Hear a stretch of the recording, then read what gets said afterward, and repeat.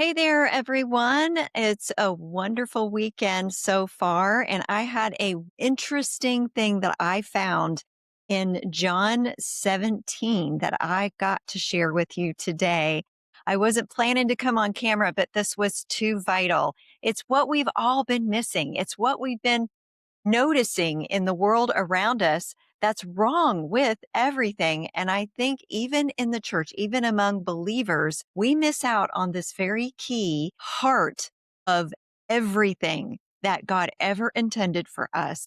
Everything that fulfills his very heart and all that we need, that fulfills our life, revolutionizes everything that's within and around and among us and between us. It is this. And this may seem really simple. It may seem like, oh, yeah, I know that. But do you? Do you know it so much that you really live it out? Do the people around you live it out? In John 17, Jesus explicitly said that this is the way it was before God created the entire world. Before anything was ever made, Jesus said that he was in the Father in him, this Elohim triune God, God the Father, God the Son, God the Holy Spirit, were in perfect glory, in perfect unity, in perfect love. This is a perfect, holy, sacred, pure love that God existed and dwelled in, that perfect symbiosis that made them one. And Jesus goes on to talk about this the whole time that he's praying over his disciples right before his crucifixion. He tells them, I want you to be one. And it doesn't mean anything else in the original language. It just means one, as one being, as one body. We see that language in different places in the New Testament, operating as if we are so connected that the health of one matters to the health of all. Everything is in not just harmony, it's more than harmony. It's dwelling in this perfect, pure love where you are willing to do things for others' welfare, where you are seeking to really benefit others around you. You care deeply, devotedly for God and for others. Jesus told his disciples and all of his followers and everyone in his hearing this much earlier in his sermons when he told them what the greatest commandment was. Love the Lord your God with all your heart and soul and mind and strength. And the second one was like it. It was part of it, in fact. Love your neighbor as yourself. You cannot be in love with God and hate one another. This is something he's made very clear. This is a command I'm giving you over and over again. It was always about love, not just sort of love, not just I kind of like you, I can tolerate you. It was a dwelling in love with other people, the way God loves all the members of who he is and dwells in perfect cooperation, collaboration, symbiotic dwelling and living in that perfect holy love within himself. That is meant to be how we share our relationship with God and with ourselves and with others.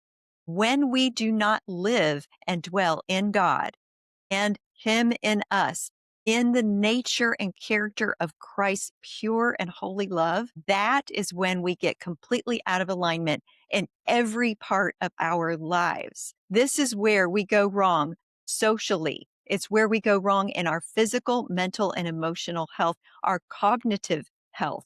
Did you know that your brain develops based on interpersonal connections and learning? We cannot grow as human beings scientifically without developing our minds interpersonally. We are not lone islands in our development physically, biologically, or mentally, or emotionally, or in our purpose. You can't fulfill who you are without being fully dwelling in God, him and you having this love, this agapeo love that God has within himself for us through Christ, who gave his life to redeem us into this opportunity to experience this again. This is what God created us for. He said he's making us in his likeness in Genesis in the very, very beginning, after he was already in this state of unity in himself. He's making us to be like that too. in relationship with Him and with others. To the extent to which we fulfill that, and that is that word complete unity that you see in John chapter 17, verse 23, where he's talking about that oneness, that is being in that state of dwelling as one with others, dwelling in a completeness of fulfillment and accomplishment, very similar in root to the word that Jesus used when he said he completed who God sent him to be, the work that he sent him to do, the restoration of us being complete in unity with God and with one another on the cross. When he gave up his life and his last breath, he said, "It is finished, tetelestai." And this is the same root word when he's talking about being completed in that unity of love with one another. And this is what he also said. This is not just for his disciples in front of him. He also said this is for everyone else that believes in him. This is how people will know that you are my disciples, that you are my followers. People are not seeing that in the body of Christ today. They're seeing something completely different: discombobulation, disunity, discord. They're not able to see who God is in the way that we are meant to be living this out. If we come into full unity in the love of God, that pure love of God for one another, for God, and embracing that for ourselves so we experience healing emotionally, physically, everything. It doesn't mean we have to be perfectly physically healed on this earth. That's not what I'm saying.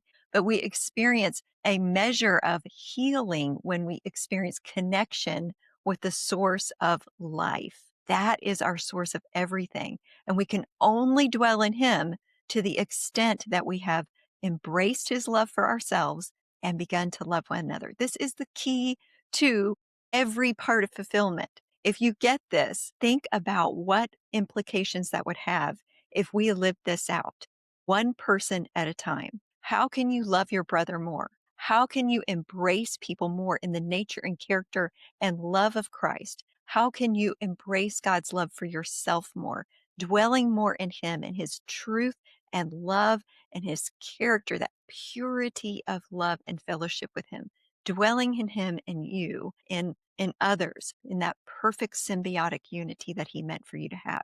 How can you take one step today toward forgiveness, toward loving others, even when you don't agree with Him?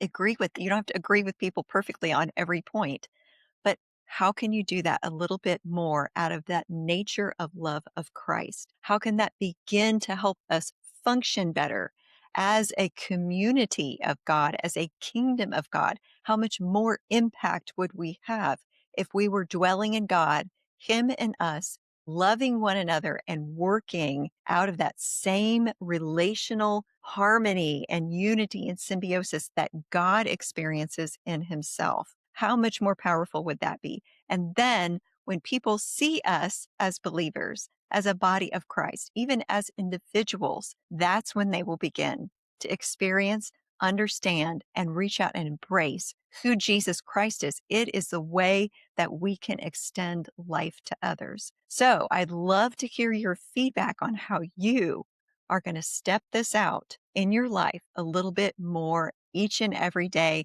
And I encourage you to go to John chapter 17 and read it verse by verse and meditate and pray over this. Ask the Holy Spirit to search you so that you can begin to live in the fullness of His love, more for yourself, more for your community, your family, the people that God has put around you that you can bring closer to Him each and every day. Thank you for joining me, and I look forward to sharing encouragement with you again soon.